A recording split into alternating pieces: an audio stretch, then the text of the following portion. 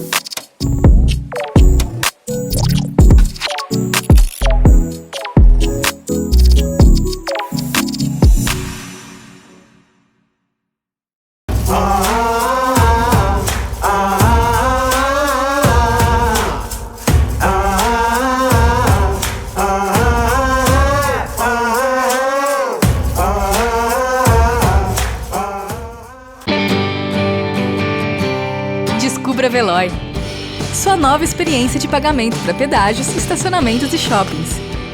Sem pegar filas, abrir a carteira e contar moedas. Veloy, piscou, passou. Acomodados, então agora, Ótimo. Meninos, boa tarde. Vit, tá contigo. Obrigado.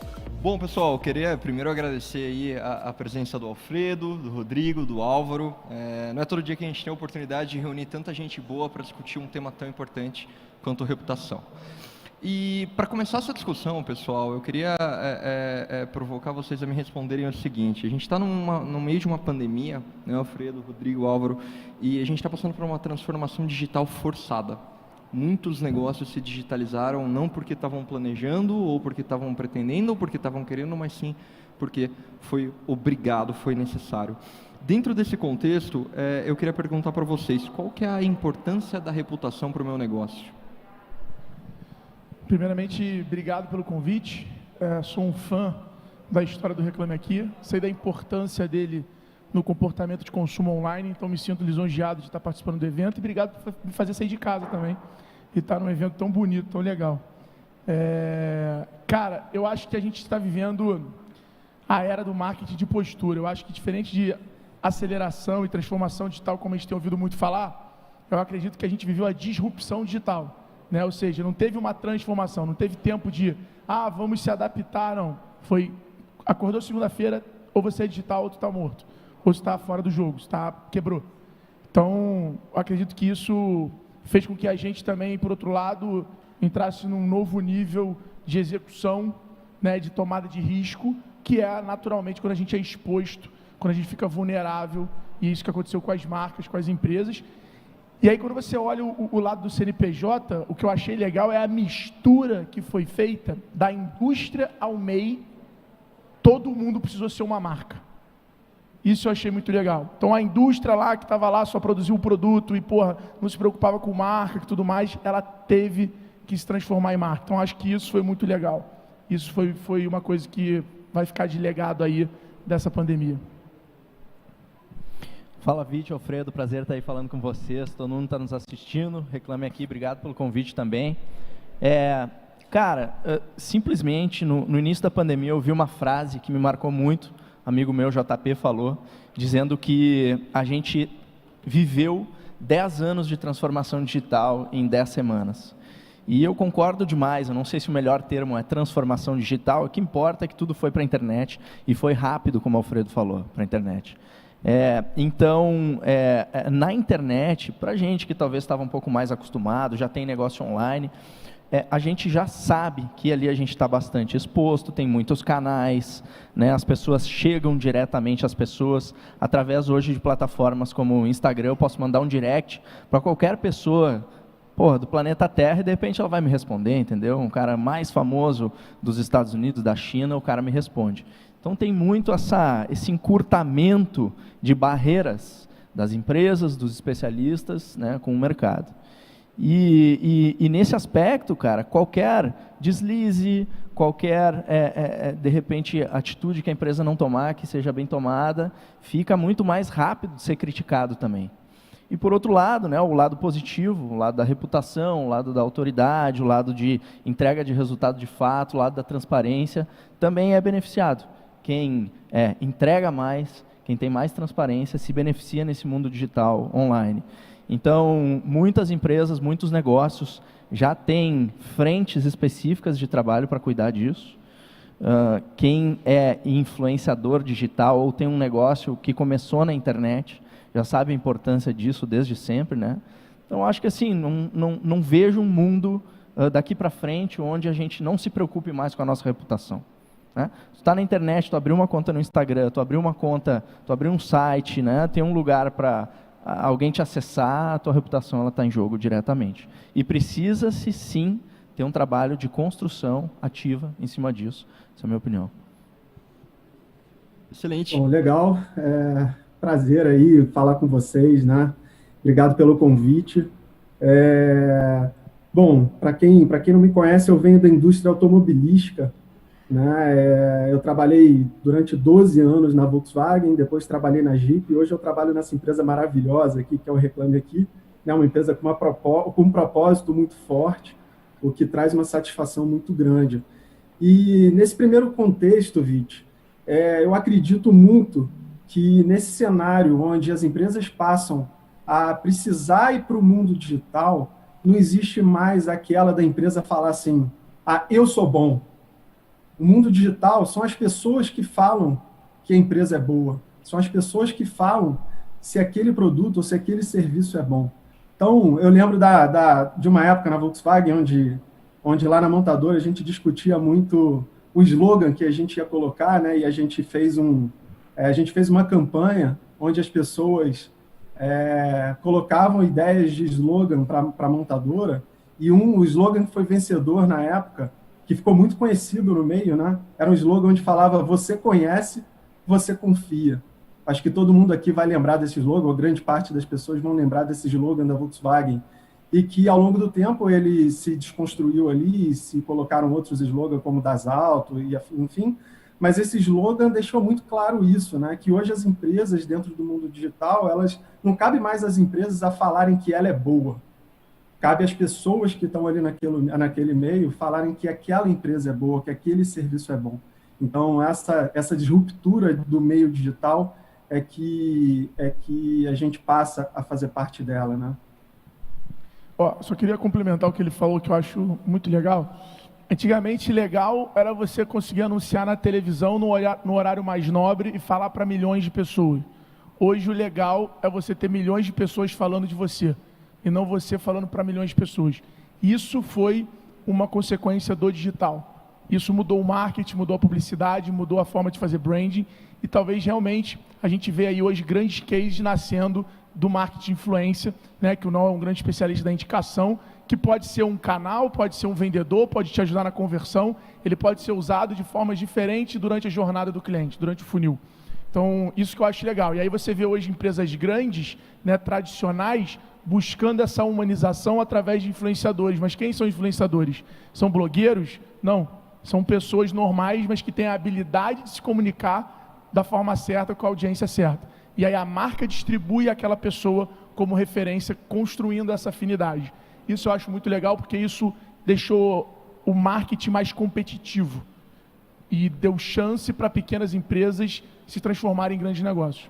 Um ponto que eu gosto, cara, nisso que você pontuou e que o Álvaro também trouxe, é que muda um paradigma do marketing, que é a relação marca-consumidor. Isso polariza um pouco as coisas. Então, o que eu vejo que é interessante é a forma como essa digitalização está trazendo transparência para o mercado. Não importa mais a mensagem que você leva para o mercado, mas sim a que o consumidor seu está levando para o mercado. E isso linka com o próximo tema que eu queria trazer para a gente conversar, pessoal, que é, eu sei que agora a reputação é importante, e eu estou consciente do quão importante ela é. Mas como eu crio uma boa reputação? Se a gente for falar assim num passo a passo prático, o que fazer e especialmente o que não fazer, como que a gente cria uma boa reputação? Qual que é a fórmula? Quer começar? Cara, eu acho que, de fato, a primeira coisa é o que sempre muito se falou, mas pouco se fez. Vamos jogar limpo? Que é colocar, de fato, o consumidor, os interesses do consumidor acima de tudo. Cara, o consumidor, ele tem o voto, que é o dinheiro dele, para saber se o teu negócio vai para frente ou não. Então, ele tem o poder, ele tem a capacidade de fazer a tua empresa ir para frente ou não, né?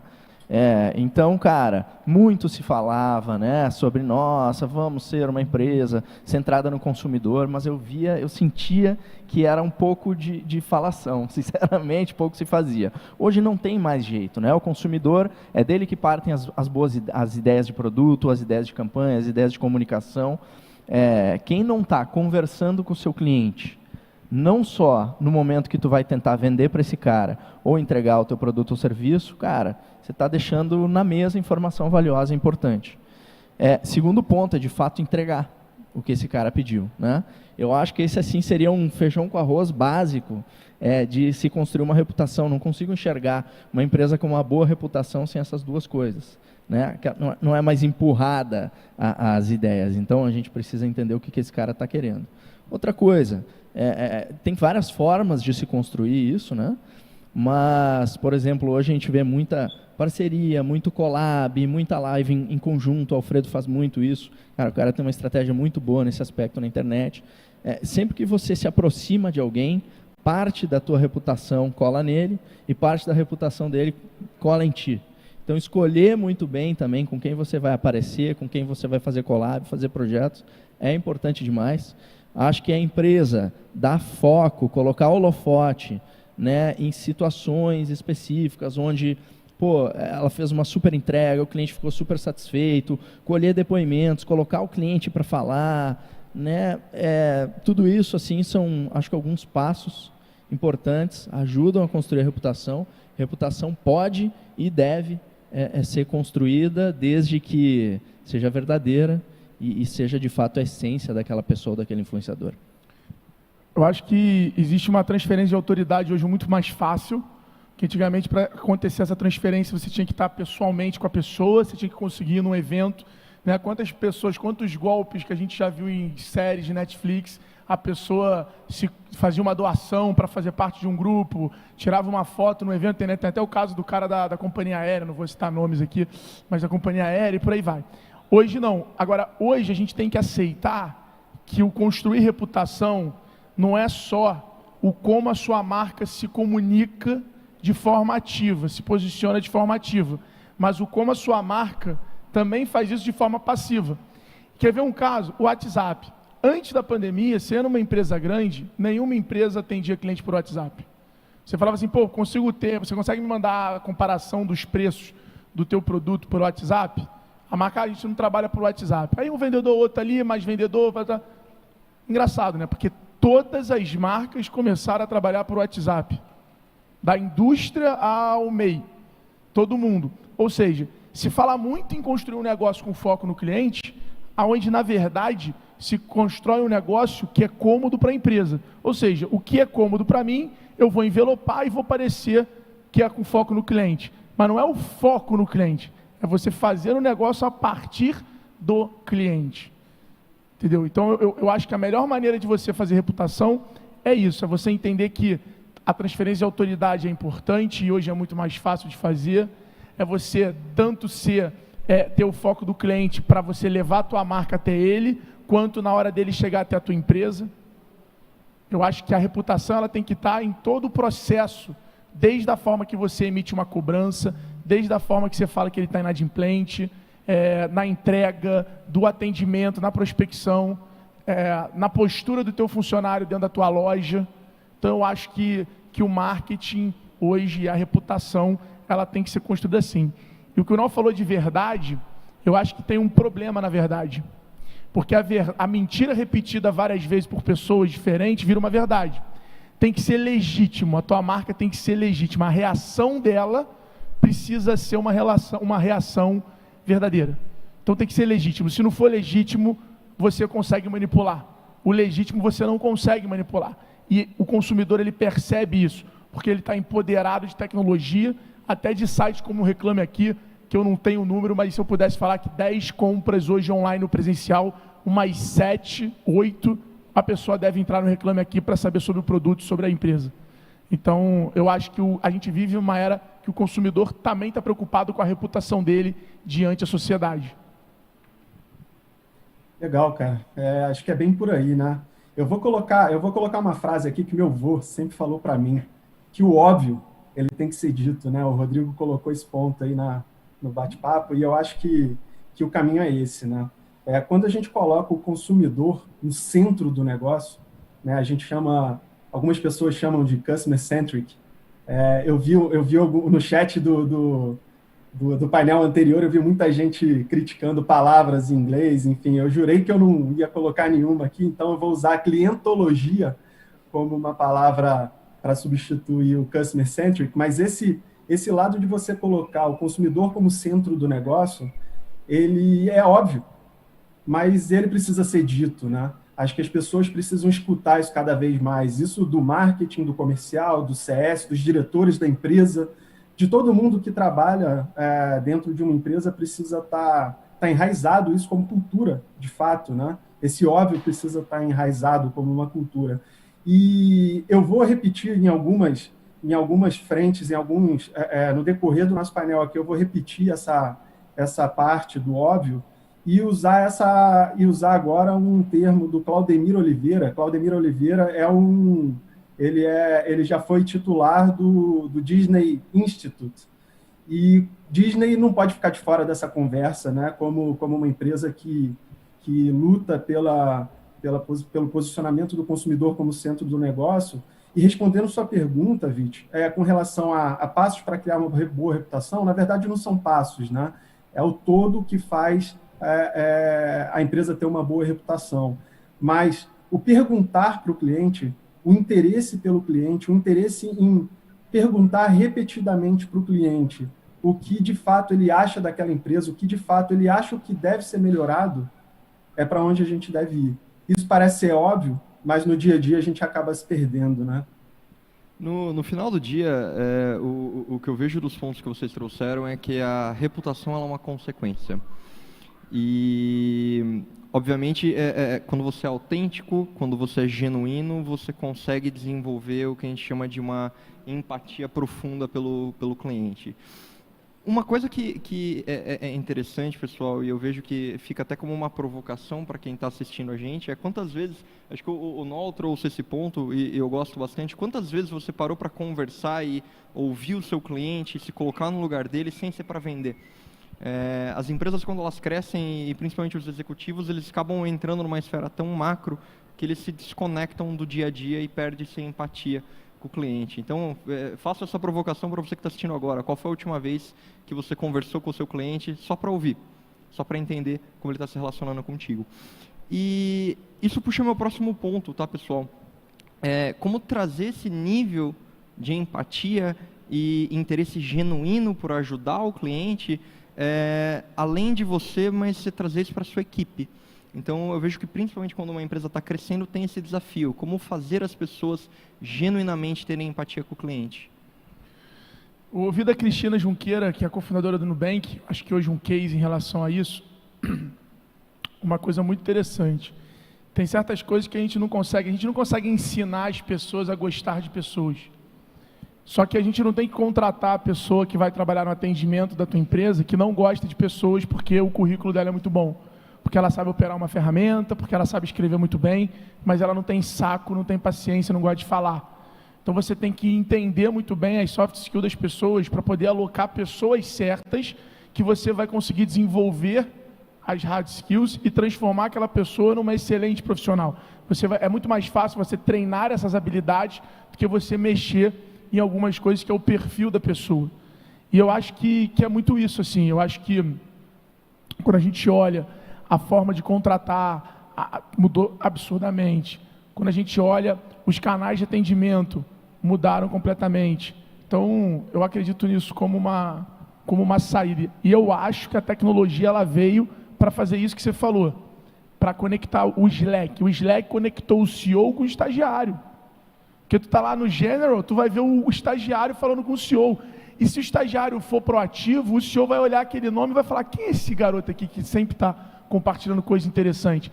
Isso eu acho que é sensacional. Isso eu acho que é a comunicação com o digital gerando transformação. E eu acho que as empresas, elas estão passando por essa fase onde o que muda o valuation dela, o que muda o negócio dela, não é o faturamento, mas sim o impacto que ela gera para a sociedade. Isso está sendo reconhecido hoje. Então, eu acredito muito nisso aí. Eu acho que é o que você falou. O nosso cliente talvez seja o grande consultor, mas depende da gente estar ouvindo realmente, não só escutando o que ele está falando e fazer as perguntas certas, né? Porque também sem isso não vai conseguir tirar proveito do maior ativo que a gente tem hoje, que são os clientes. E eu também acho, cara, que às vezes, foi falado aqui sobre o óbvio, né? Às vezes é bem simples, cara. Vamos falar sério, de novo. Quantas vezes, quem está nos ouvindo aí agora, quantas vezes, nos últimos 6 meses, nos últimos 12 meses, você é responsável pelo negócio, você CEO, você diretor, você fundador, você pequeno empreendedor, quantas vezes você parou e conversou com o teu cliente, sem ser para vender ou para entregar o produto ou serviço? Eu acho que muitas vezes, cara, uma forma de colocar, enraizar isso na cultura da empresa é pelo exemplo também. Tem liderança que não dá o exemplo, como é que vai funcionar? Não tem como. Então, concordo com o que o Alfredo falou, acho que é muito nessa linha de também, óbvio, as pessoas têm suas habilidades, né? E colocar as pessoas certas nos lugares certos é importante, mas eu fico impressionado com o número de pessoas, com o número de responsáveis por negócio, empreendedores, founders, CEOs, que não fazem isso, né? E tem uma tecnologia maravilhosa que se chama telefone, que, cara, você pede a lista aí para a tua equipe, liga para os teus clientes, faz isso, teus funcionários vão começar a ver. Eu acho que isso deveria ser, assim, cara, atividade trimestral, básica, para qualquer CEO fazer, entendeu? O Benchimol faz isso, né? O Benchimol, o e-mail de ouvidoria da XP vai para ele, né? Porque ele fala: cara, esse cara aqui é o cara que eu preciso saber o que está acontecendo. Não é, tentarem não chegar em mim o que já chegou nesse nível de cagada. E uma coisa legal, antes de passar ali para o nosso parceiro, é o seguinte: se você quer ter um cara que atende teu cliente melhor, esse cara precisa ter inteligência emocional, inteligência financeira. Você tem que se preocupar com o desenvolvimento pessoal do teu time. Até porque isso é a ferramenta poderosa de retenção de talento. Não é fazer o cara mexer na planilha melhor, mexer no CRM melhor, entender mais técnica, mas esse cara tem que se sentir um ser humano melhor na tua empresa, a cada dia, a cada semana. Ele tem que se sentir trabalhando com pessoas incríveis, com líderes que lideram pelo exemplo. Se ele não tiver esse ambiente, ele não vai evoluir. E aí, como você vai esperar que ele surpreenda o teu cliente? Que ele atenda melhor o teu cliente? Como é que você vai botar um cara que mora num aluguel que ele não pode pagar, que todo mês está preocupado com o dinheiro do cartão de crédito, vai encantar o teu cliente, vai atender o teu cliente com paciência e bem? Não vai, não adianta. Então, eu acho que o mundo parou de olhar ali o papel no currículo e está começando a olhar esse ecossistema que cada um vive, né? Eu acho que isso é uma tendência que a gente vê empresas inconvencionais começando a adotar. Cara, o exemplo vem de dentro, né? Acho que o Rodrigo falou isso muito bem, o Alfredo também. E eu vou contar um caso recente aqui, e aí não é puxando sardinha não, né? O exemplo, ele vem de cima para baixo e também de baixo para cima.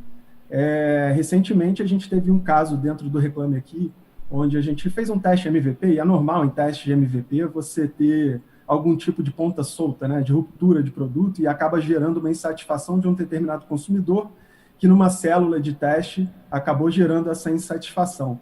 Esse consumidor fez uma postagem no Instagram dele, e essa postagem foi analisada pelo time que acompanha as redes sociais dentro do Reclame Aqui, que apontou, né, essa insatisfação desse consumidor, apontou para o time de marketing, para o nosso time que estava trabalhando nesse MVP, e nesse mesmo momento, tanto a diretora de marketing institucional quanto o fundador da empresa, o Maurício, entraram em contato comigo me passaram o telefone do consumidor e falou assim, liga para esse consumidor, entende dele de fato o que aconteceu e explica tudo o que a gente está fazendo.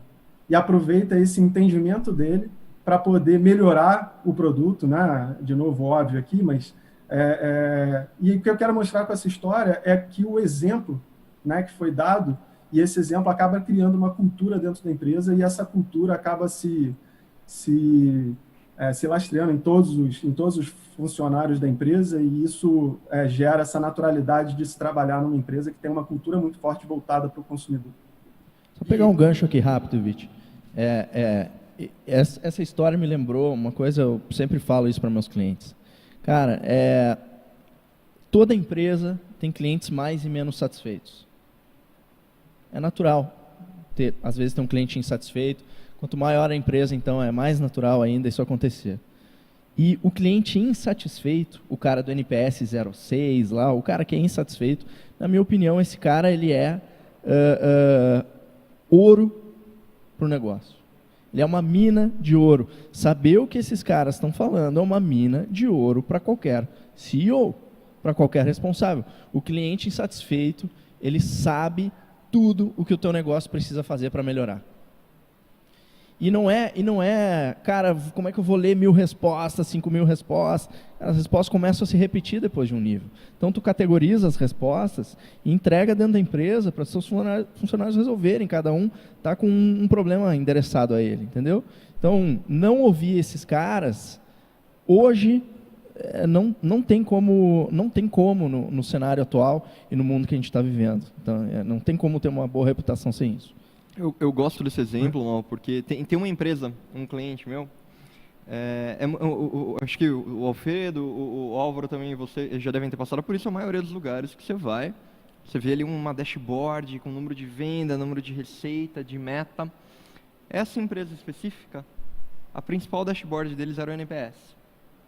A empresa inteira, a primeira coisa que via não era se a gente está batendo a meta do faturamento, a gente está batendo a meta da venda, era quão satisfeitos os nossos clientes estão e o que eles estão falando.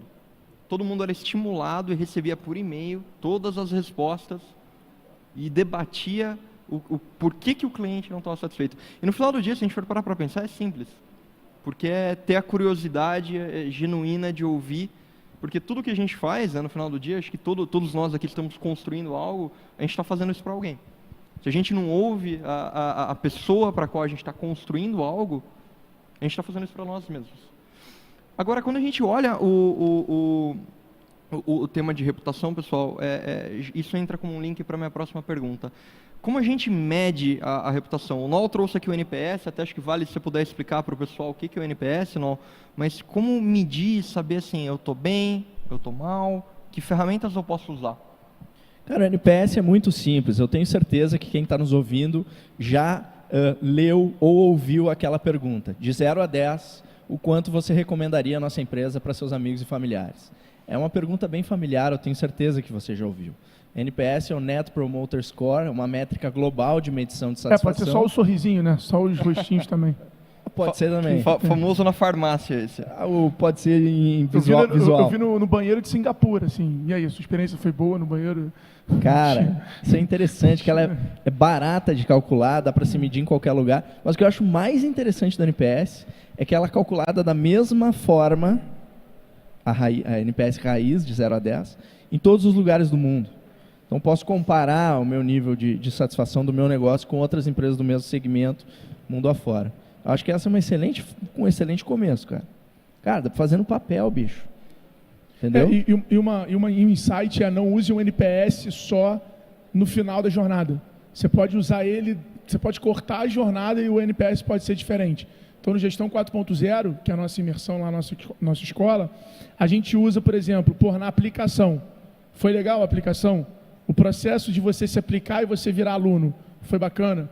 Aí depois a gente faz do onboard, que você chegou em São Paulo, então a gente vai fazendo NPS ao longo da jornada, tendo um NPS média de cada um dos pedaços, depois soma tudo e aplica-se a mesma fórmula para você ter um NPS médio.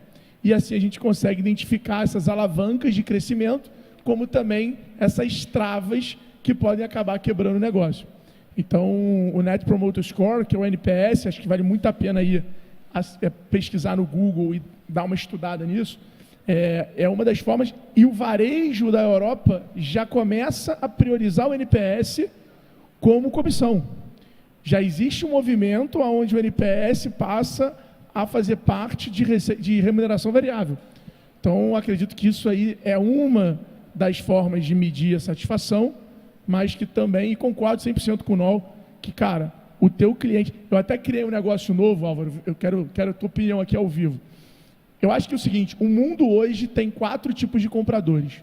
Ele tem o comprador, que é o que compra e não usa. O consumidor, que é o cara que só consome, tá nem aí de quem é. Tem o cliente, que é o cara que volta. E tem o embaixador, que é o cara que vai falar daquilo para todo mundo.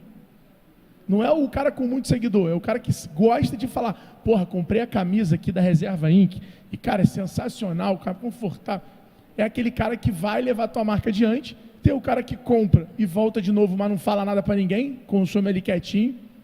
Tem o cara que compra, não usa, e tem o consumidor que, cara, compra, consome aquilo, mas não está nem aí.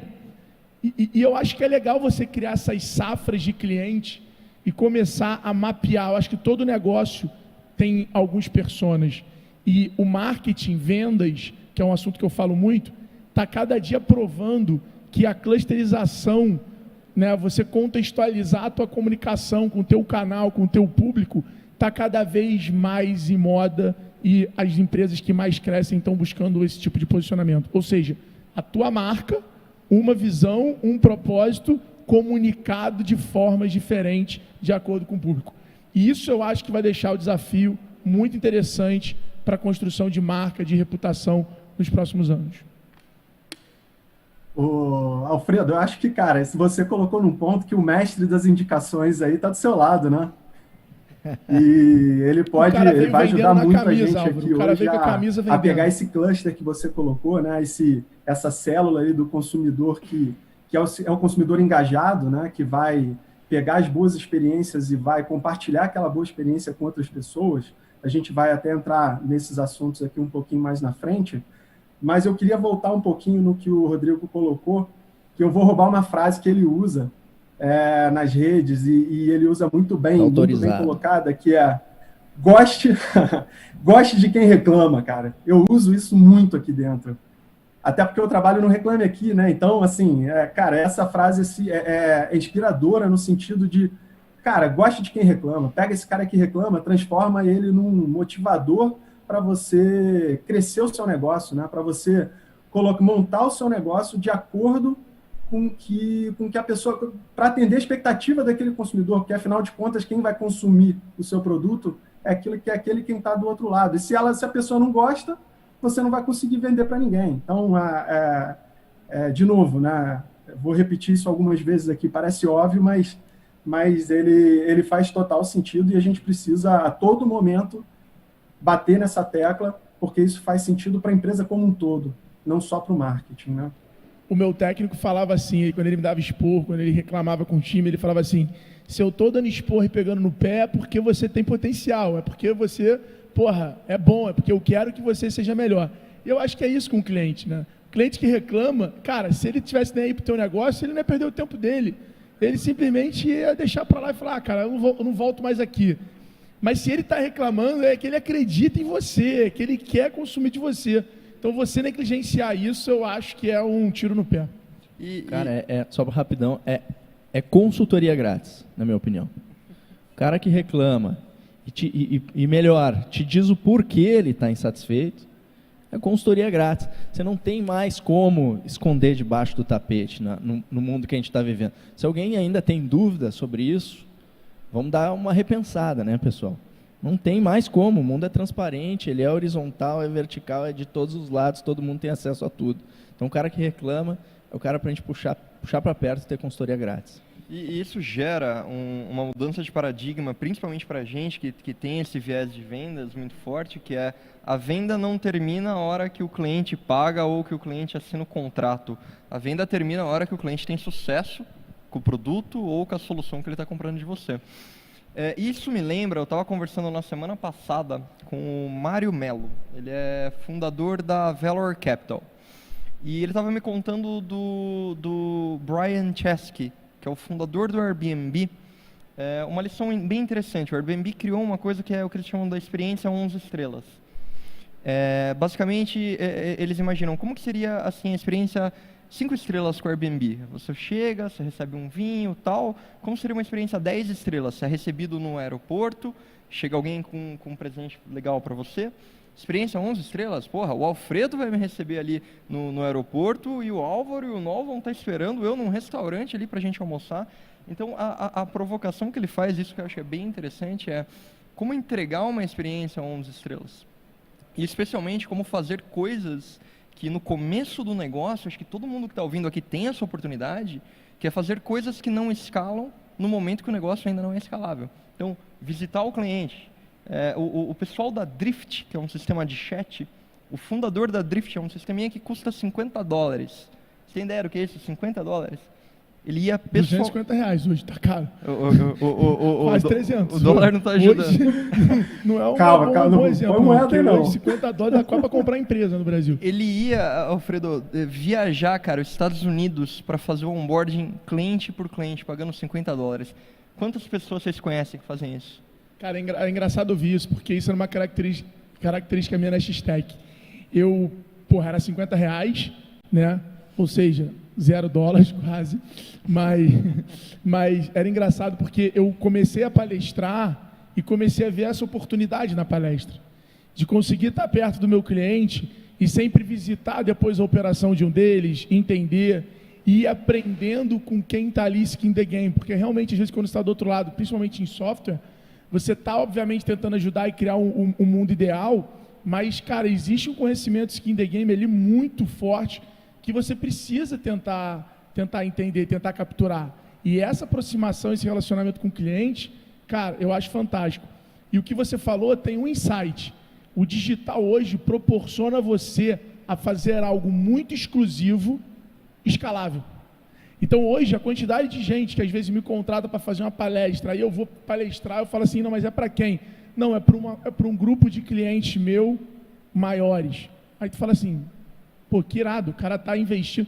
Ou seja, mas ele bota ali 300 pessoas, o que ele conseguiria fazer de valor para 300 pessoas. Então, hoje o digital, a internet, possibilita você a fazer algo muito bacana, de muito valor agregado, como um curso, né? A própria Universidade Reclame Aqui, cara, com um custo unitário muito bom, de que se você tivesse que fazer no mundo offline, seria quase inviável você trazer esse custo para o teu produto, porque conforme você escala, o custo escala junto. E aí não é escalável, não é exponencial. Então eu acho que o momento é esse, é de você pensar, e aí eu vou deixar uma contribuição para quem está nos assistindo. Cara, o que eu vejo hoje é o seguinte, a tua empresa não tem que falar só sobre o que ela vende. Ela precisa falar sobre o que o seu cliente se interessa. Esse é o grande desafio. Não é porque você é uma empresa de cosmético que você não precisa falar de carreira para mulheres. Não é porque você precisa falar de otimização de casa, de rotina, de relacionamento. E eu acho que é isso que as marcas vão reforçar o posicionamento como meio de comunicação. Se eu pegar esse gancho, eu quero falar sobre a venda, o início da venda. Mas quer ver como é fácil falar sobre o que o cliente se interessa? Dá uma passada nos comentários do Instagram da tua empresa. Dá uma olhadinha nos directs. Dá uma olhada no Reclame Aqui do concorrente, né? Vê o que mais aparece no teu setor de atendimento. Todas esses comentários, essas frases, tudo isso é ideia de geração, produção de conteúdo para a tua empresa. Agora, Vit, tu falou um negócio, cara, que é um negócio que eu sempre falo nas minhas redes. É uma opinião um pouco polêmica, tem gente que fica braba comigo, mas eu acho que esse é o futuro, então eu vou falar, eu acredito nisso. Eu acredito que empresas que vivem só de vendas vão morrer. Eu acho, sinceramente, que empresas que vivem só de vendas vão morrer. Por quê? Cada vez mais, com o passar dos anos, está mais caro adquirir cliente. É cada vez mais oferta, é cada vez mais gente anunciando, é cada vez mais fake news, é cada vez mais produto, está cada vez mais caro fazer uma venda nova. Se tu for parar para observar, o mercado nos últimos anos, ele vem migrando, vem tendo uma onda de recorrência, não tem? Assinatura, cada vez mais produtos de assinatura, recorrência. Por que isso? Porque alguém descobriu que reter clientes também dá dinheiro, além de vender para novos clientes. E eu sou suspeito para falar, mas eu acredito que o próximo passo dali para frente vai ser utilizar os teus clientes atuais como principal canal de vendas, propagadores, de forma ativa, através de indicação, influência, etc. Se tu pegar um funil de vendas e tu for olhar a venda, né, em si, tudo que aconteceu até antes da venda para trás, foi custo. Então, não faz sentido tu parar na venda e entender a venda como o fim de um relacionamento. A venda é o início das melhores oportunidades para tu fazer receita com o cliente. Então, não existe um cenário onde não existe um cenário onde a empresa não esteja nem aí para os interesses do cliente, porque vai ser obrigatório tu fazer novas vendas para o mesmo cliente, reter os clientes atuais, porque isso também dá dinheiro, fazer indicações de forma ativa dos clientes que estão na tua base. É o conceito que eu tenho propagado aí do funil ampulheta. Ou seja, o funil, ele para na parte que começa a dar dinheiro, que é a venda. Então a venda, ela pode se tornar e pode abrir, porque ela pode virar várias outras vendas lá embaixo. Quem está visualizando aí, ou está me vendo aqui, ou gesticular, é o funil ampulheta. Você queria lançar um vapo aqui, eu já achei que isso aqui era TikTok. Então é isso, cara. A venda é o início das melhores oportunidades para fazer receita, né? Não pode parar ali. Muito bom, muito bom. Exatamente isso, cara. Propósito. A empresa hoje precisa ter propósito. Sem propósito, a empresa está fadada a morrer. Cara, acho que foi muito bem colocado, Álvaro. E agora que eu queria trazer para vocês, pessoal, até porque eu recebi algumas perguntas do chat aqui, que eu queria abordar elas. A gente falou muito sobre como a reputação ela se torna um grande catalisador da sua marca. Mas eu queria ouvir de vocês uma história onde a reputação ela foi, na verdade, o fator que acabou matando uma marca. Vocês têm alguma coisa legal para compartilhar? Cara, tem um caso bacana agora, para colocar. Na internet, mas... aí, durante a pandemia, acho que teve algumas aí que, o Madeiro tomou eu vou contar um caso aqui, cara, que é muito, muito legal, que foge um pouco dessa parte digital, que na verdade não matou o produto, mas ele quase fez com que o produto pausasse e saísse, inclusive, do Brasil. Foi um caso que aconteceu na Volkswagen, né, e eu até brinquei nas redes aí esses dias, que nem todo o dinheiro do mundo, nem a maior empresa líder no mercado do mundo consegue sustentar algum produto, algum serviço quando se perde a confiança, quando se perde a reputação, quando não tem mais reputação, quando se perde a confiança naquilo lá, né? Dos 12 anos que eu trabalhei na Volkswagen, eu fiquei 4 responsável por um produto que é a Amarok, acho que todo mundo conhece a picape da Volkswagen. Em 2010, quando ela fez o lançamento mundial dela foi no Brasil. E esse lançamento foi feito inicialmente para as grandes empresas, né, procurando lá o atendimento B2B para vender para as empresas. E a primeira grande venda ela foi feita para uma mineradora. Foram vendidos 800 picapes de uma vez só. Imagina, na época o carro custava 120 pau, 130 mil, e foram feitos aí 800 vendas de uma vez só para essa mineradora. Foi a primeira venda, né? Aquela escala que todo marqueteiro gostaria de ver no gráfico ali. E essa venda de 800 carros acabou acarretando um grande problema dentro do primeiro cenário. Esses 800 carros, eles tiveram a correia dentada, né, uma peça do motor, na segunda semana de uso. Imagina você ter 800 carros dentro de uma mineradora, né, um carro colocado para trabalho, dentro de uma operação que precisa daquilo lá diariamente, e a correia dentada ela quebrou. Aquilo reverberou no mercado de uma tal maneira, porque imagina, era aquela primeira venda, aquela primeira entrada num país, né, era um lançamento mundial, e aquilo reverberou no mercado como uma falta de confiança dentro do produto. né? Obviamente, a Volkswagen prontamente atendeu toda a empresa, rapidamente trocou todos os motores, trocou todas as correias que tinham quebrado, mas aquilo se transformou num problema muito grande de confiança no produto. E aquilo reverberou em várias outras frentes de negócio, onde, por exemplo, em Belo Horizonte, se tem diversas mineradoras em volta de Belo Horizonte. E o minério, ele é um pó extremamente abrasivo, que ele corroía, ele entrava no motor da picape e fazia com que a correia dentada arrebentasse, mesmo o carro não estando dentro da mineradora. E aquilo começou a acontecer de forma repetitiva com os consumidores finais também, que reverberou ainda mais esse problema no carro, que gerou uma falta de confiança no produto, que depois, para você voltar a ter essa confiança, nem todo o investimento que a gente fez para fazer eventos, fazer ações, colocar o produto em capa de jornal, colocar o produto para experimentação dentro de uma praça, a falta de confiança ela foi mais forte do que todo o investimento da montadora para se colocar no mercado de que aquele problema havia sido resolvido e que os consumidores poderiam voltar a consumir aquele produto, poderiam voltar a confiar naquele produto, que não ia acontecer aquilo mais. Então, a gente demorou 3, 4 anos para poder começar a voltar a fazer com que os consumidores tivessem confiança nesse produto, para depois ele começar a voltar numa curva de crescimento, para depois voltar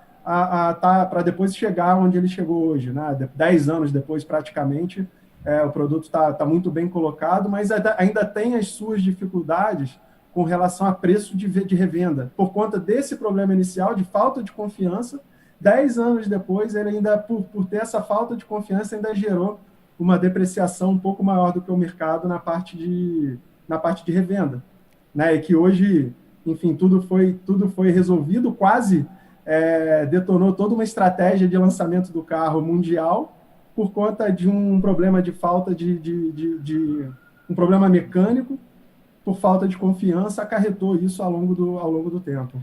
E esse exemplo, Álvaro, ele é muito legal, cara, porque ele mostra o seguinte: você não pode crescer a qualquer custo, né? Quando você cresce com uma reputação negativa, na realidade você está crescendo, espalhando no mercado uma grande base de detratores, né? Que vão falar mal da sua marca. Então, olha como a reputação é importante, né? No caso da Volks, foi o fator que atrasou aí a atração de um produto no mercado.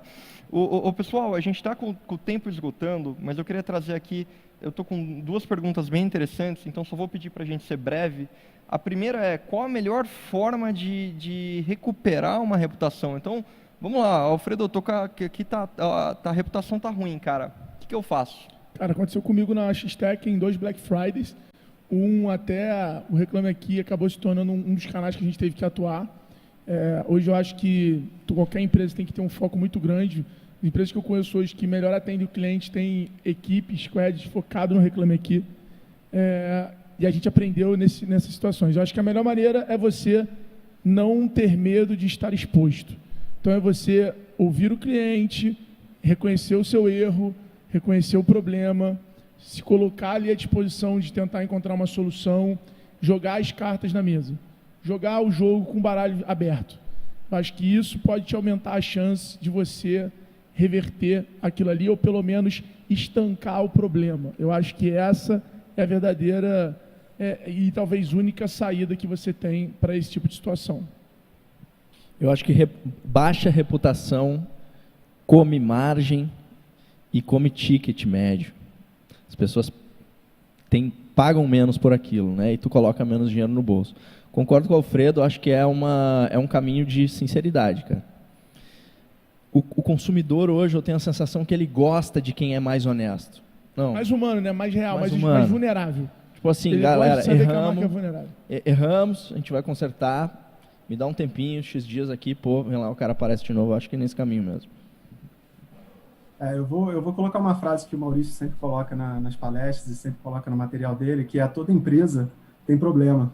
Boa é aquela que consegue resolver esse problema.